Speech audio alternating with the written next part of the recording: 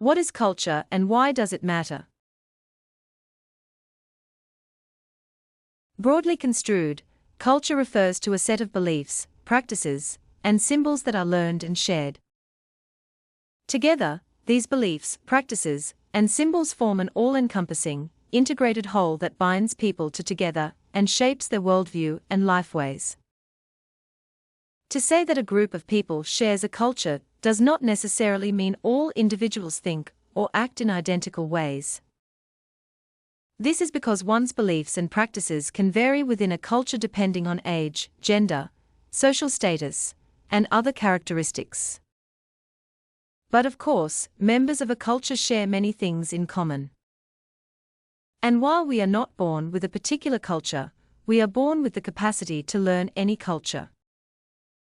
In fact, through the process of enculturation, we learn to become members of our group both directly, through instruction from our parents and peers, and indirectly by observing and imitating those around us. It must be noted that culture constantly changes in response to both internal and external factors. Some parts of culture change more quickly than others. For instance, in dominant American culture, technology changes rapidly while deep-seated values such as individualism, freedom, and self-determination change very little over time. Yet, inevitably, when one part of culture changes, so do other parts. This is because nearly all parts of a culture are integrated and interrelated. In the definition above, belief refers not just to what we believe to be right or wrong, true or false. Belief also refers to all the mental aspects of culture including values, norms, philosophies, worldview, knowledge, and so forth. Practices, on the other hand, refers to behaviors and actions that may be motivated by belief or performed without reflection as part of everyday routines. Much like art and language, culture is also symbolic. A symbol is something that stands for something else, often without a natural connection. Individuals create, interpret, and share the meanings of symbols within their group or the larger society. For example, in the United States, everyone recognizes a red octagonal sign as signifying stop. In other cases, groups within American society interpret the same symbol in different ways. Consider, for instance, the Confederate flag.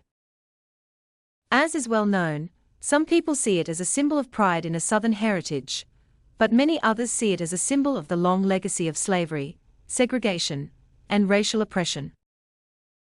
Thus, displaying the Confederate flag could have positive or, more often, negative connotations. Indeed, cultural symbols powerfully convey either shared or conflicting meanings across space and time. It is interesting to note that this definition of culture, that is, shared, learned beliefs, practices, and symbols, allows us to understand that people everywhere are thinkers and actors shaped by their social contexts.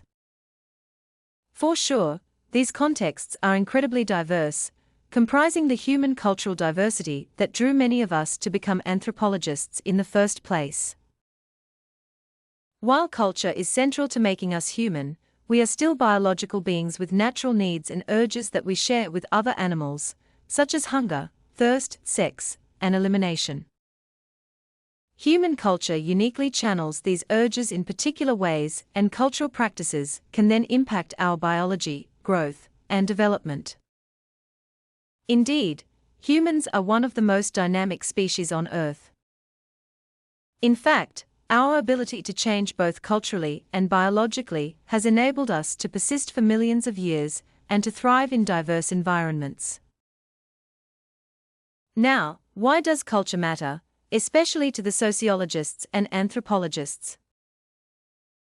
Culture is important to the anthropologists and sociologists because it plays an important role in the production of social order. When we say social order, we mean the stability of society based on the collective agreement to rules and norms that allow us to cooperate, function as a society, and live together, ideally, in peace and harmony. In fact, for the French sociologist Émile Durkheim, both material and non-material aspects of culture are valuable in that they hold society together. The values, beliefs, morals, communication, and practices that we share in common provide us with a shared sense of purpose and a valuable collective identity. Durkheim revealed through his research that when people come together to participate in rituals, they reaffirm the culture they hold in common, and in doing so, strengthen the social ties that bind them together. Today, sociologists and anthropologists see this important social phenomenon happening not only in religious rituals and celebrations like weddings and the Indian festival of Holi, but also in secular ones, such as high school dances and widely attended televised sporting events, for example, the Super Bowl and March Madness. In relative parlance, the famous German social theorist and activist, Karl Marx, introduces the critical approach to culture in the social sciences. According to Marx, it is in the realm of non-material culture that a minority is able to maintain unjust power over the majority. He reasoned that subscribing to mainstream values, norms, and beliefs keep people invested in unequal social systems that do not work in their best interests, but rather benefit the powerful minority.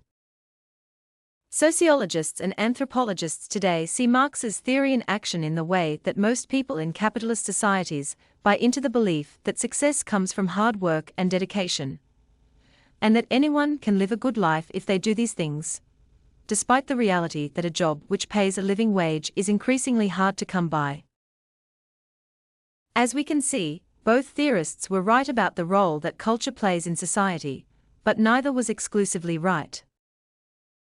Culture can be a force for oppression and domination, but it can also be a force for creativity, resistance, and liberation. It is also a deeply important aspect of human social life and social organization. Without it, we would not have relationships or society. In addition to what has just been mentioned, culture is important because it is a reflection of a community or nation. This makes culture a vital and important determining factor of how the community reacts, responds, and grows. Culture gives us a sense of belonging, especially when everyone speaks the same language. Culture also provides stability that, in turn, gives us a feeling of security and safety. For most people, culture provides them with the same emotional response as they have for their family. In fact, strangers have an instant connection when they learn that they are part of the same culture. And lastly, culture helps shape personalities. Influenced by the norms or rules laid out by our culture, we act in accordance with them. Hence, our culture defines people's expectations from us. In the attempt to fulfill them, we shape our behavior and personality to suit our culture. Our religion, traditions, customs, all a part of our culture, play a major role in shaping our personalities. Indeed, the way we perceive a situation and react to it depends largely on what we have learned from the environment and the way we have been brought up.